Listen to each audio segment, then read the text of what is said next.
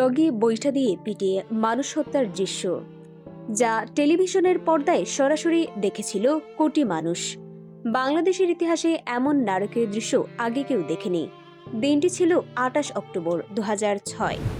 কি ঘটেছিল সেদিন ঢাকার পল্টনে, যা আজও বাংলাদেশের রাজনীতির এক অন্ধকারতম অধ্যায় হিসেবে পরিচিত। সেদিন ছিল বিএনপি জামায়াত জোট সরকারের মেয়াদের শেষ দিন। ক্ষমতা হস্তান্তরের এক গুরুত্বপূর্ণ মুহূর্তে তত্ত্বাবধায়ক সরকারের প্রধান কে হবেন তা নিয়ে রাজনৈতিক অঙ্গন ছিল উত্তপ্ত।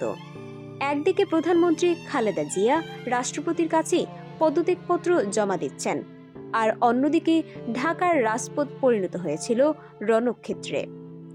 রাজধানীর পল্টন ও বায়তুল মোকাররম এলাকায় আওয়ামী লীগের নেতাকর্মীরা লগি বৈঠা ও দেশীয় অস্ত্র নিয়ে জামায়াত শিবিরের সমাবেশের ওপর ঝাঁপিয়ে পড়ে। প্রকাশ্য দিবালোকে ক্যামেরার সামনেই চলতে থাকে নৃশংস হামলা। এই পাশবিক হামলায় জামায়াত শিবিরের অন্তত ৬ জন নেতাকর্মী প্রাণ হারান।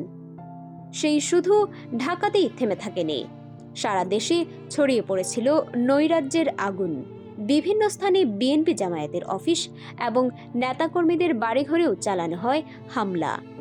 এই নারকীয় হত্যাকাণ্ডের নিন্দা জানিয়েছিল জাতিসংঘ সহ আন্তর্জাতিক বিশ্ব।